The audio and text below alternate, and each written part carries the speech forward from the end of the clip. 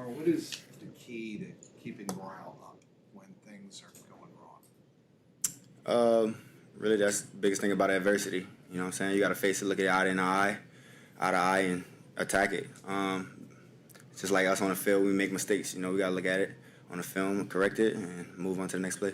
What have you seen, and you've been around here now, you're a captain, what have you seen about that locker room, the way it's built, that leads you to believe that that can take place, that the right decisions, the right energy can come out on Sunday?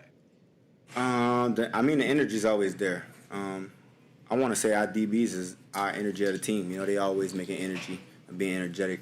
But overall, I think it's there, man. I think it's just the want and the will to fight the whole game. You know, when we facing adversity, that's the biggest thing for us.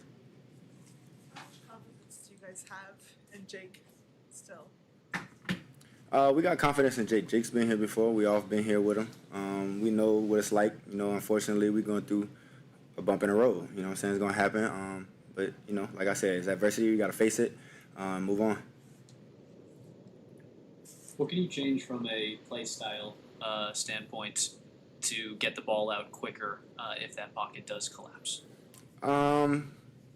Pretty much more of a quick game. We didn't really do so much of that last game.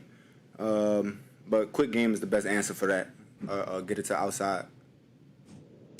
Jamar, you had some comments on social media after there was a lot made of you and Zach's interaction on the sideline. Give it a few days now to kind of take all that in. Was that overblown by a lot of people? Everything I do is pretty much overblown, I feel like. You know, but it happens. You know, that's normal, I feel like, for me and Zach. You know, that's not my first time doing that. Zach lets me walk up to him and talk to him like he wants me to do that. Sometimes my emotions, you know, pick up, and, you know, I might look like I'm yelling, but I'm definitely just talking to him sometimes. But that's normal. For you, I think people see that and they assume most receivers in the NFL are going to say, "Give me the ball, I'm frustrated." Yeah. You know, what's that conversation like, though? It's half of that. At the end of the day, you got to remember, we receivers we can't get the ball to ourselves. You know what I'm saying? So that's the hardest part about our job at the end of the day. So if a receiver wants the ball, then that's good. If he doesn't want the ball, then that's not so good. Does he let you vent? Yeah. Yeah. He definitely does. Yeah. Is that good to have? Nah, it is good to have, especially when you're just going through a tough game like that. You know, Zach lets me talk to him and listen. Do you let him vent? He never vented to me yet. If he venting, I hope it's good. Yeah. Does he ever shoot you and said not now? Is he always willing to listen? He's always willing to listen. He don't really push me off or nothing like that.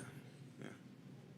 What does your role as a captain look like now? Do you feel like there's more on you, especially with Joe out, to kind of be more? Yeah. I stepped into more of a leader role now that Joe's out. I feel like I had to. It's a lot of accountability I got to take going forward.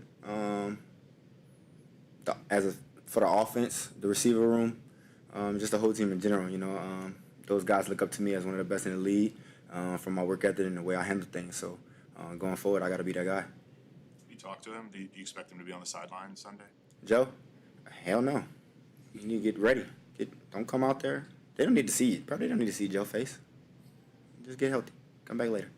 He was around today. Did you guys have any conversations about just like his rehabbing or anything like that, or? Nah. I just say what's up 9 and went to my little cave and hid.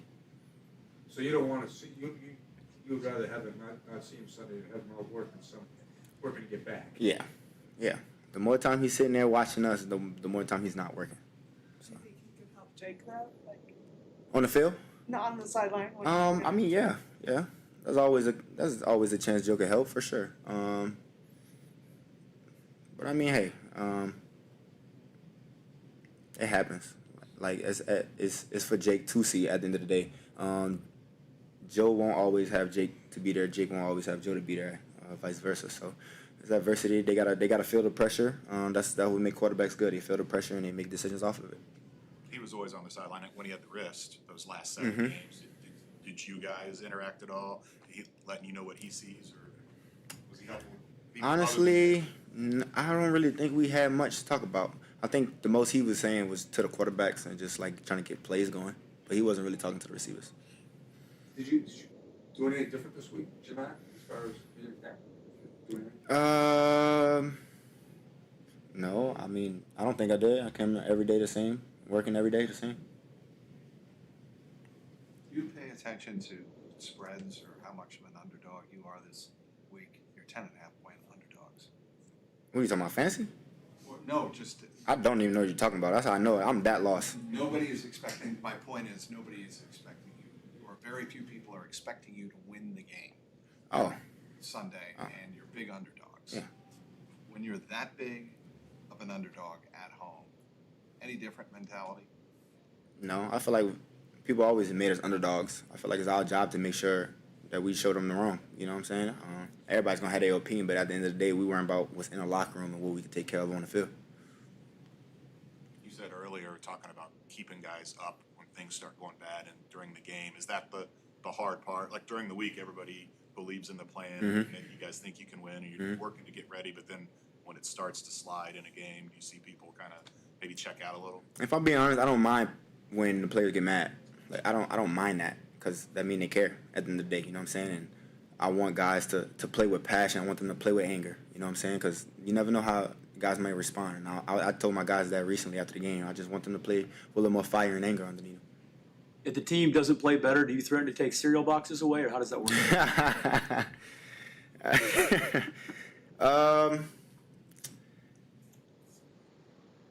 I don't really do that. No, I mean I gave a little speech after the game. Don't want to really say what I said, but you know I spoke up to the guys after the game about how I felt about what's going on. What kind of a challenge does Detroit's defense pose? Say it again. I'm sorry. What kind of a challenge does Detroit's defense pose? Well, they got a lot of guys on IR right now, so I think they're gonna come out play zone a lot. They're mostly a man team. Disguise a couple zones, but majority of the time they playing man. But against us, I think they're gonna go zone.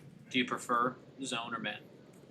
And of course, yeah, a lot of guys don't play us. I mean, Denver played us man last year. This year they played us man in the first quarter and went to zone after the whole game. So